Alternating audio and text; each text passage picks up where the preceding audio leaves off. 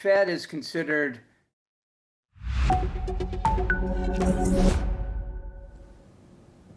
Hello and welcome. I am Devika Devan and you're watching NewsX World. Let's take a look at the headlines this hour. US President Donald Trump has renewed threats to deploy the National Guard in Chicago. He shared an image on Truth Social depicting the city under attack and wrote, "I love the smell of deportations in the morning." Chicago about to find out why it's called the Department of War.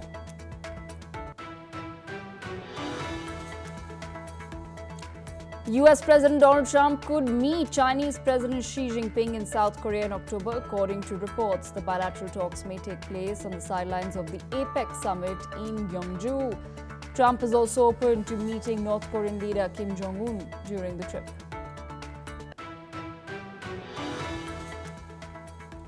A Russian drone attack on Ukraine's capital Kyiv has injured at least 8 people, including a pregnant woman. Fires broke out in several high-rise apartments across the city's east and west districts.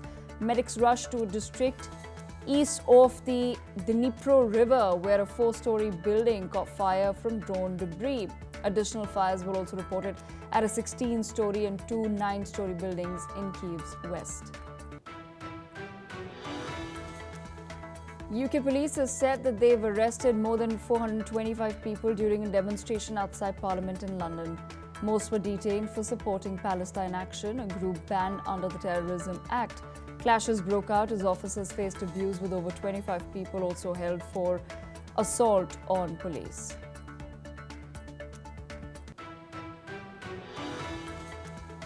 Protesters in Jerusalem marched towards Prime Minister Netanyahu's residence, calling for a prisoner swap deal. With Hamas, thousands also gathered at Hosted Square in Tel Aviv, urging the release of Israelis still held in Gaza.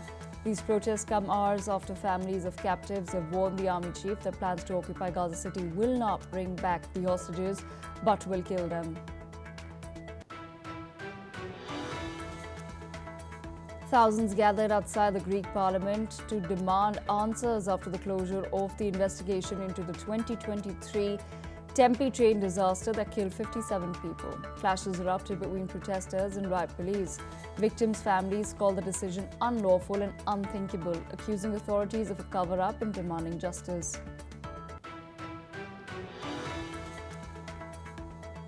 The new head of U.S. military Central Command, Admiral Bragg Cooper, has concluded his first visit to Israel in the role. The Israeli military said the trip focused on operational cooperation, regional stability, and joint efforts to address challenges and threats. Cooper, appointed in early August, now leads CENTCOM, the U.S. command responsible for the Middle East.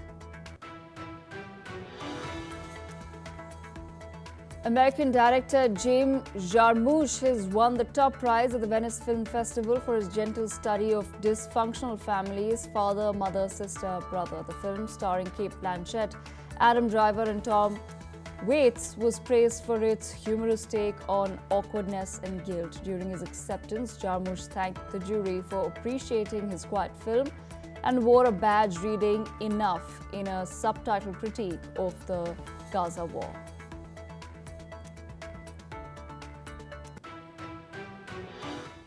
Out of focus right now, United States of America President Donald Trump has threatened to deploy National Guard troops and immigration agents in Chicago following a controversial social media post.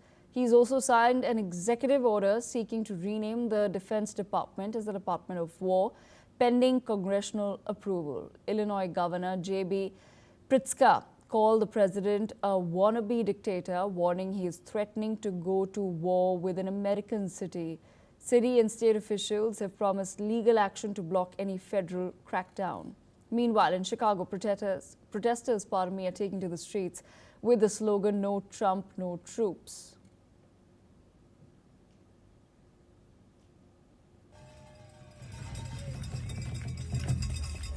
I am so happy to be picking up space with you all today.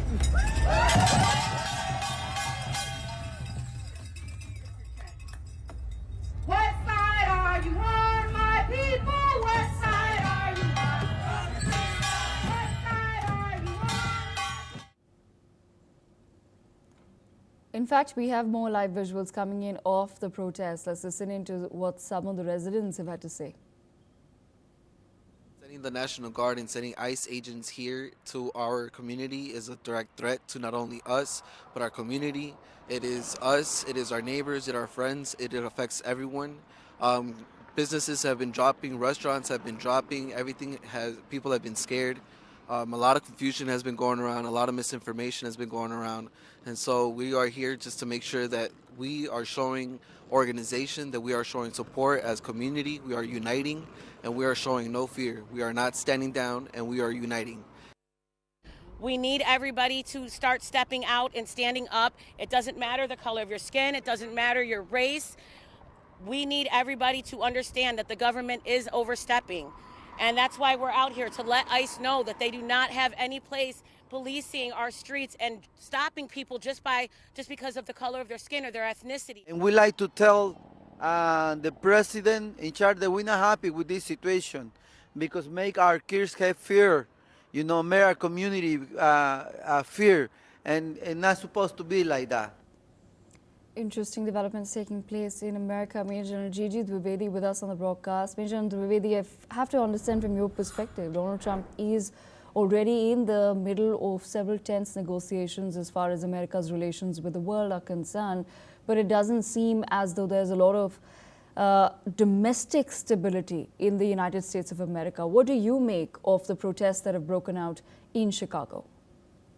Thank you, Devika. Always a pleasure to be on the NewsX world. Absolutely right. Trump is disrupting the environment both externally and internally.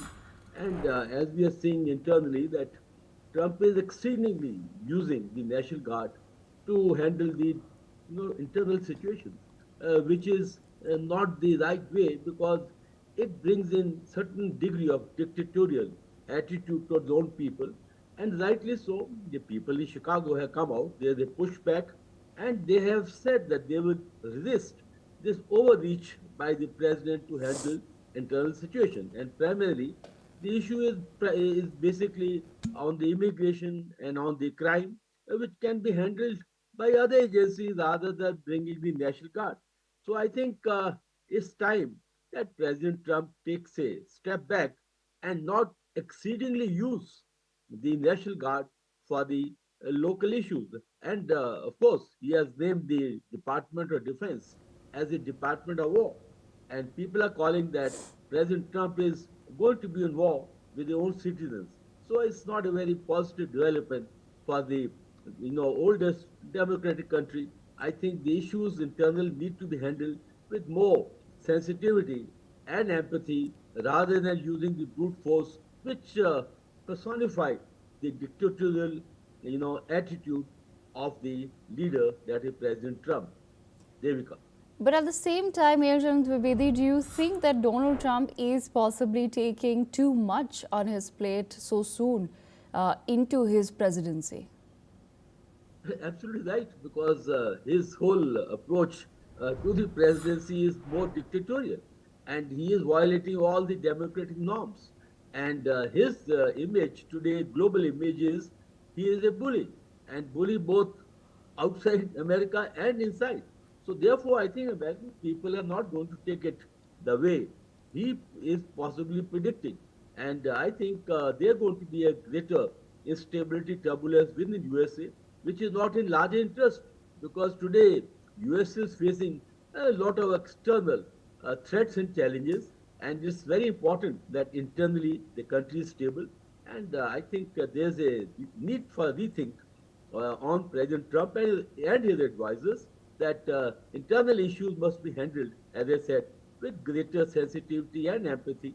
And this is not the way a democratic country is projecting itself, especially when the other countries like China, Russia, North Korea are coming together to challenge the existing world order, which is primarily led by America and European Union. So I think it's time for the Trump administration to rethink on how to handle the internal issues. Devika. Absolutely. Birjan Dwivedi, stay on with us as we shift our focus to more international news. According to reports, US President Donald Trump could meet Chinese President Xi Jinping in South Korea in October during the Asia-Pacific Economic Cooperation Summit in Gwangju. Trump's trip is also seen as an opportunity to secure more economic investments for the US and discuss trade, defense, and civil nuclear cooperation. South Korean President Lee Jae-myung has invited Trump, suggesting the summit could also facilitate talks with North Korea's Kim Jong-un, though Kim's attendance is uncertain. The trip comes after Xi hosted Kim, the Russian President Putin, and India's Modi in Beijing, which Trump criticized. US-China trade talks continue with tariffs temporarily paused until November. Mirjan Gigi Dwivedi with us on the broadcast. Mirjan Dwivedi, your thoughts on this possible meeting. What do you think could be the likely outcome?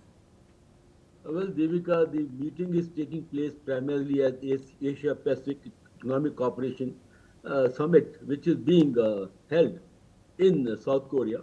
And there the leaders, especially Xi Jinping, President Trump, are expected to attend because they are the lead members of this organization. The issue is, first and foremost, is that there is a tariff war going on between President Xi and President Trump. And of course, China has got a reprieve for a couple of months as to a levy of the enhanced tariffs. So this is an opportunity for President Trump and President Xi to sit together and sort out the tariff issue.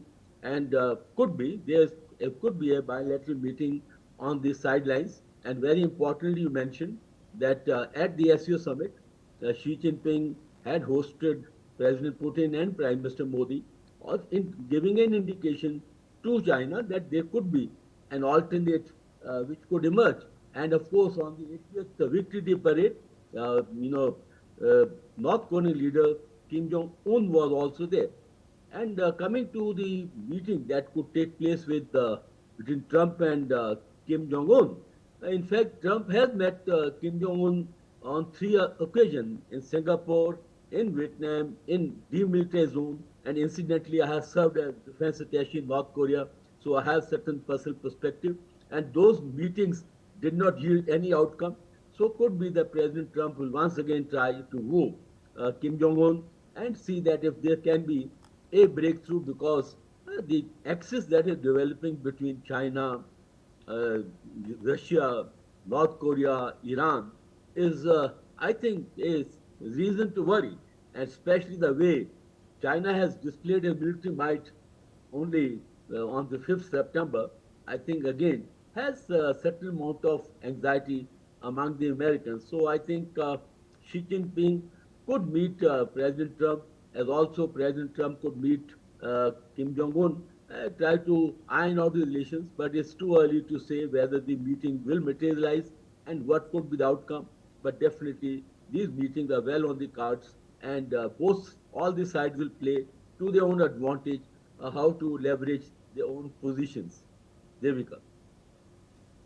Bijan Dwivedi, at the same time then, I want to also understand from you, has a message reached Donald Trump and his administration, particularly after the SEO summit and also the military parade in China? Oh yes, definitely, no doubt about it, because messaging at SEO was primarily by Xi Jinping, Prime Minister Modi, and Putin coming together, their body chemistry. So definitely the message has gone that if India is pushed too far into the corner, then it has certain options which are not very favorable to America, because please understand that India and US are strategic partners. We have a deep degree of commonality, and our relations have strengthened and consolidated over last about 3 decades. So therefore, Trump's storm should not actually undo all the good work done. So I think messaging has gone, and more importantly, the messaging on the 80th Victory Day parade, I think that's a real concern, because Kim Jong-un and Russia and China, they are part of the same camp today. And you know, Kim Jong-un is openly into the war in Ukraine. Almost 15,000 North Korean troops have fought there. and there is a great deal of bonhomie that is developing, and this certainly I think given a very strong message, even message stronger than the SEO, that this alternate or these paths that are emerging are definitely must cause rethink among the Trump administration and America, because the challenge is real and this challenge cannot be wished away. There we go. Absolutely. Mejan Trivedi, thank you so much for joining us on NewsX World with that perspective. Meanwhile, Russia has launched a fresh wave of drone attacks on Ukraine overnight, killing 3 people, including an infant. 18 others were injured in Kyiv, including a pregnant woman. Fires broke out in multiple residential buildings on both sides of the city, with debris from downed drones sparking major blazes. Kyiv's mayor has said that a government building was on fire after Russia attacked Ukraine. In the northeast, a separate Russian strike on the Sumy region killed 1 person and injured several others, including a 9-year-old child. And in the southeast, at least 15 were wounded in a drone attack. As explosions echoed across central and western Ukraine, Poland scrambled Allied aircrafts to safeguard its airspace, citing the intensifying Russian strikes. Professor Veselin Popovsky, Professor and Vice Dean at Jindal Global Law School, joins us on the broadcast. Mr. Popovsky, Professor Veselini, I want to understand from your perspective, where do you think this particular war is now heading? Because there continues to be a continued stalemate at this point in time as far as talks are concerned. So, in the absence of any talks, there is no question of even a temporary ceasefire. Keeping that in mind, Professor Veselin, where exactly is this war headed? Thank you, David. Always a pleasure to be with you in NewsX. Well, there are talks, but only talks, nothing else. That's the problem. There were many talks over the last 8 months since Donald Trump is president. He keeps talking, but he keeps doing nothing. No pressure on Russia whatsoever. He gave 7 ultimatums and didn't keep any of those. When the ultimatum expired, he did nothing. He didn't increase the pressure on Russia, and he didn't offer Ukraine meaningful security guarantee. So that's part of the answer why Russia is so emboldened and continues to bomb civilian targets and killing civilian people, as we see almost daily. So the continuation of the war is very much in the hands of the big powers, as usual. But United States specifically did nothing, zero, so far to stop this war, despite all the promises and despite all the arrogance in the beginning of the Trump's presidency. We are dealing with an aggressor, a war criminal, the worst of the century, comparable only to Adolf Hitler in the 20th century. And for that matter, I guess talks are not even necessary. There needs to be a strong pressure, sanctions, increasing sanctions on Russia, including military deployment, no-fly zone over Ukraine, including blockade over Kaliningrad, including freezing of all Russian assets in all Western banks, including embargo on buying Russian products, oil and gas in particular, because that's where most of the money comes from exporting oil and gas. And for that matter, my also question goes to countries that continue buying Russian oil and gas over the last 4 years without even reducing those amounts. That basically fuels the war, that basically gives Putin more munitions, more bullets, more soldiers, more equipment, more drones. The drones you mentioned, Erika, that bomb and kill civilians, often are also a result of absolutely no embargo on buying Russian oil and gas. The Russian economy has transformed itself into a military economy. 40% of the Russian economy goes into producing weaponry. And for that matter, the world should be united. Well, the Europeans are united, for that matter. They're the ones that send a very strong message and also doing a lot in terms of sanctions, in terms of attempts to gather global support against Russia. The talks that the European Union and NATO members continue to attempt is there, but kind of the rest of the world is silent and passive on that. But at the same time, Professor Veselin, why do you think some of the sanctions and other economic measures have not worked so far? Well, they don't work because nobody cares, because India and China do not care. They would have worked if all the world, globally, remember Iraq, Kuwait in 1990, when there were global sanctions on Iraq. Everybody stopped buying Iraqi oil. Remember the sanctions on Libya after that. They did work. Iraq couldn't produce weapons of mass destruction. Libya did surrender the terrorist suspects over time and did pay the compensation of those terrorist acts. Sanctions very well work when they are global. But if half of the world is imposing sanctions and the other half of the world is ignorant, in fact, increasing the purchase of Russian oil and gas, they cannot work. Obviously, Russia will sell as much as they want if India and China buy, and Turkey and some other countries buy those things. Sanctions do work only when they are global, when everybody respects them. For that matter, we need United Nations to get together, really to be united. But it is impossible because of the veto of the same Russian Federation. So we need to change the UN Charter, eliminate the veto, and impose global sanctions without asking the big powers like Russian Federation and China about those sanctions. Right, absolutely. Professor Veselin, thank you so much for joining us on NewsX World with that perspective. Meanwhile, according to reports, the British police arrested more than 425 people, mostly under anti-terrorism laws, for demonstrating in support of Palestine Action. Britain has banned Palestine Action under anti-terrorism legislation in July after some of its members broke into a Royal Air Force base and damaged military planes. The group accuses Britain's government of complicity in what it says are Israeli war crimes in Gaza. Several hundred people demonstrated in front of the UK Parliament, with some holding placards of, I quote here, "I oppose genocide, I support Palestine Action." Let's hear what some of the protesters had to say. Well, I'm here for the second time as well. I'm here because for the last 2 years we've stood by while 20,000 and more children have been murdered by the Israeli state, using weapons that we provide as well. Our F-35s continue to fly over Israel and do reconnaissance. Well, I'm here for the second time as well.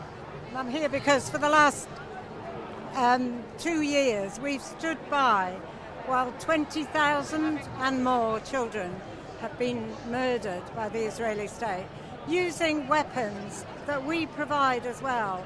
Our F-35s continue to fly over Israel and do reconnaissance. And with a genocide is taking place, and a genocide means the abolition of a whole people, and the whole people is the Palestinians, whose land has been occupied illegally for the 77 years I've been alive. If I walked into a post office with a gun and I passed it to a friend of mine who shot somebody and killed them, I'd be guilty of murder. Our government is doing exactly the same by allowing our factories to make the parts of the planes that are being used when we sell them to Israel to kill children every day. Ordinary people who have never been on protests in their lives are, reckoning with their conscience. They're thinking, I cannot keep sitting day in, day out on my sofa watching this abject horror and do nothing. And so the extraordinary thing is, the images, the most powerful images we're seeing are of, disabled, middle-aged, elderly white people being carted off by the police for the crime of saying, stop killing children. Yeah, sad that the government is wasting the police time doing this sort of stuff, but it's the way it is. Meanwhile, protesters took to the streets of Jerusalem and Tel Aviv, calling for an end to the war in Gaza and the release of the remaining hostages. The demonstrations, led by families of captives, comes as Israel pushes deeper into Gaza. Listen in to what they had to say.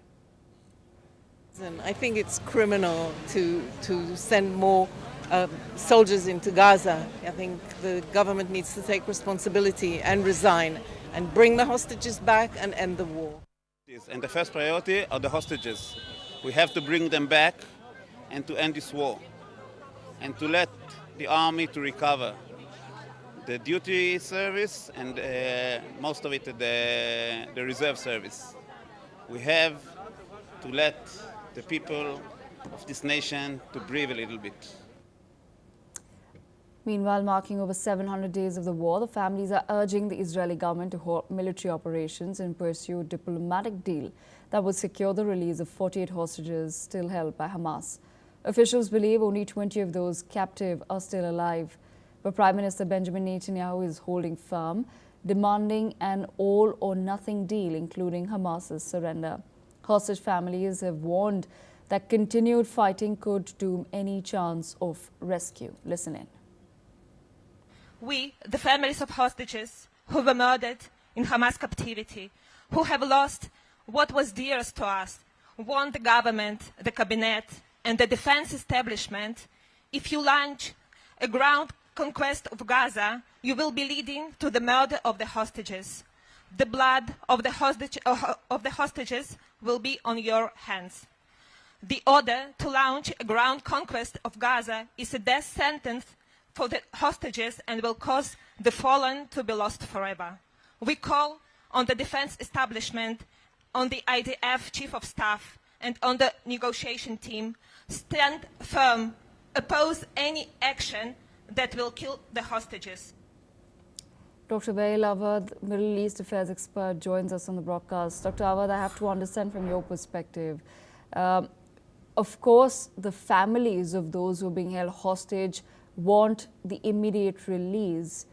Their worry is that Israel's plan of going deeper into Gaza could actually embolden the Hamas to take some critical steps which could lead to the loss of their loved ones. Your thoughts on the same?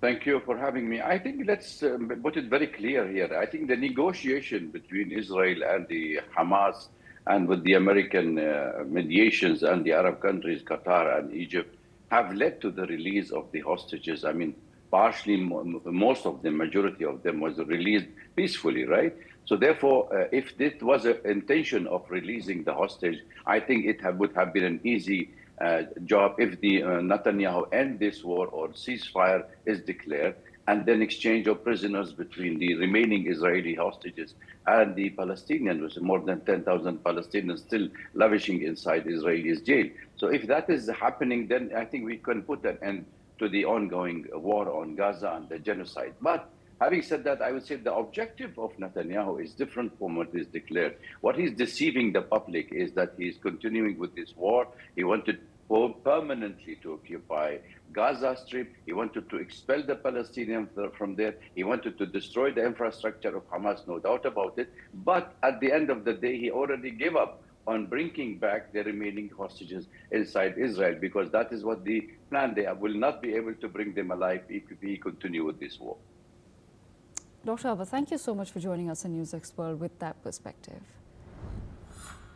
And that's all that we have time for. We will continue to bring you more updates from around the world on the other side. Stay tuned.